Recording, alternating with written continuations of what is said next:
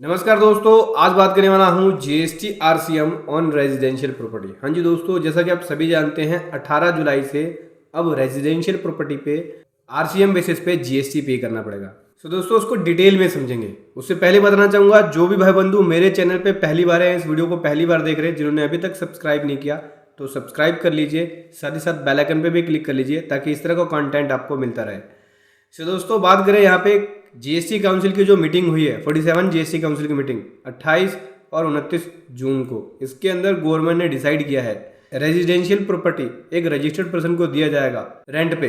18 जुलाई से इसके ऊपर जीएसटी पे करना होगा। हाँ जी दोस्तों, 18 जुलाई से पहले इस तरह के रेजिडेंशियल प्रॉपर्टी पे अगर दिया जाता था रजिस्टर्ड पर्सन को तो वो एग्जाम्प्ट था, उसके ऊपर जीएसटी पे नहीं करना पड़ता था आरसीएम बेसिस पे। इसके लिए आप नोटिफिकेशन को भी रेफर कर सकते हैं, नोटिफिकेशन नंबर 12/2017 का। नाउ अभी हम बात करें 47 जीएसटी काउंसिल मीटिंग के अंदर काउंसिल ने रिकमेंडेशन दी है और सीबीआईसी ने नोटिफिकेशन इशू किया है, नोटिफिकेशन नंबर 4/2022 का, और इस एग्जाम्पशन को विड्रॉल कर लिया है कि जहां पे रेजिडेंशियल प्रॉपर्टी एक रजिस्टर्ड पर्सन को जो कि जीएसटी के अंदर रजिस्टर्ड है, अगर वो रेजिडेंशियल प्रॉपर्टी दी जाती थी रेंट पे तो आरसीएम बेसिस पे जीएसटी पे नहीं करना पड़ता था, एग्जाम्पशन थी। अब उस एग्जाम्पशन को नोटिफिकेशन नंबर 4/2022 का यूज करके विड्रॉल कर लिया गया। अब आपको एग्जाम्पशन नहीं मिलेगा। साथ ही साथ नोटिफिकेशन नंबर 5/2022 को गवर्नमेंट ने इशू किया और बोल दिया कि एक अनरजिस्टर्ड पर्सन, ठीक है, जो कि जीएसटी के अंदर रजिस्टर्ड नहीं है और अपनी रेजिडेंशियल हाउस प्रॉपर्टी को रेंट पे देता है, किसको? एक रजिस्टर्ड पर्सन को। तो जो रेंट पे ले रहा है, किराए पे जो उस हाउस प्रॉपर्टी को ले रहा है, उसको यहाँ पे आरसीएम बेसिस पे जीएसटी पे करना पड़ेगा। रेट क्या होगा इसका? रेट 18% होगा और 18% के हिसाब से उसको आरसीएम बेसिस पे जीएसटी पे करना पड़ेगा।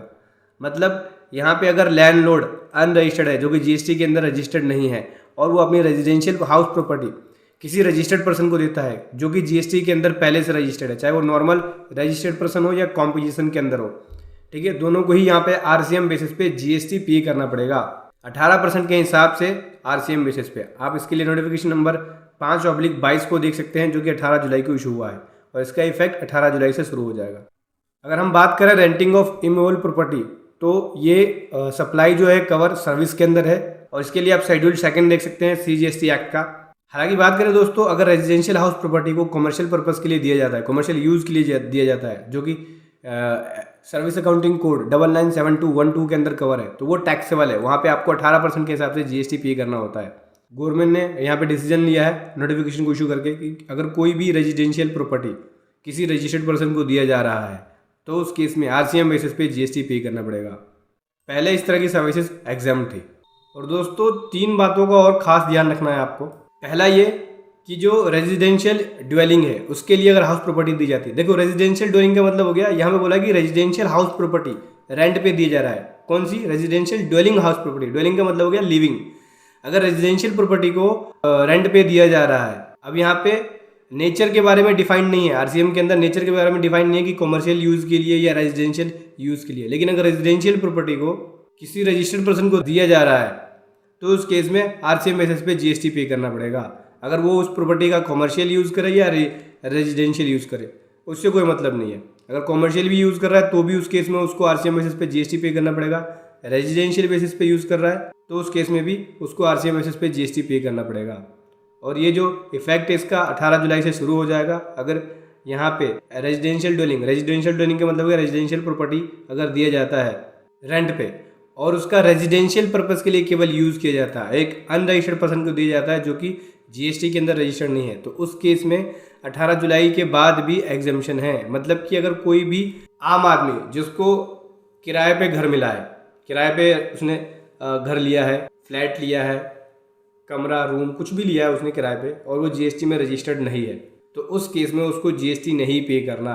जैसे मान लो मैं कहीं पे शिमला गया, वहाँ पे मैंने रेंट पे हाउस प्रॉपर्टी ली रहने के लिए, तो उस केस में जीएसटी नहीं पे करना पड़ेगा।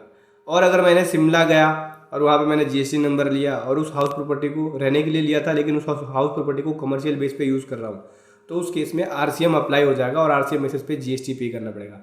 चाहे मैं रेजिडेंशियल बेस पे यूज़ करूँ या कॉमर्शियल बेस पे, दोनों में ही आरसीएम बेस पे जीएसटी पे करना पड़ेगा। चलिए इसको एक चार्ट के थ्रू समझते हैं। देखो रेजिडेंशियल प्रॉपर्टी है, रेजिडेंस के लिए यूज़ किया जा रहा है, किसके द्वारा? एक अनरजिस्टर्ड पर्सन के द्वारा जो कि जीएसटी में रजिस्टर्ड नहीं है। तो पहले ये एग्जाम था, अभी भी एग्जाम है। जैसे कि मैंने बताया कि शिमला मैं गया और वहाँ पे मैंने रहने के लिए किराए पे घर लिया, तो उस केस में जीएसटी नहीं भरना। लेकिन मैं शिमला गया रहने के लिए और रजिस्टर्ड करा लिया मैंने अपने आप को जीएसटी के अंदर, और उस रेजिडेंशियल प्रॉपर्टी को मैं रहने के लिए यूज़ करूँ या कमर्शियल पर्पज़ के लिए यूज़ करूँ, दोनों ही केस में आरसीएम बेसिस पे जीएसटी पे करना पड़ेगा। तो जब समझ गए, तो जब यहाँ पे रेजिडेंशियल प्रॉपर्टी जब रेजिडेंशियल के लिए दिया जा रहा है, मतलब रेजिडेंस के यूज़ के लिए उस प्रॉपर्टी को यूज़ कर रहे हैं और एक अनरजिस्टर्ड पर्सन को दिया जा रहा है, तो पहले तो ये एग्जाम था, लेकिन अब ये टैक्सेबल होगा। आरसीएम बेसिस पे जीएसटी पे करना पड़ेगा 18%। इसी प्रकार से रेजिडेंशियल प्रॉपर्टी कमर्शियल यूज़ के लिए दिया जा रहा है, एक रजिस्टर्ड पर्सन को दिया जाए तो उस केस में टैक्सेबल हो जाएगा आरसीएम बेसिस। पहले इसमें टैक्सेबल था आरसीएम बेसिस पे, अभी भी ये टैक्सेबल है आरसीएम बेसिस पे।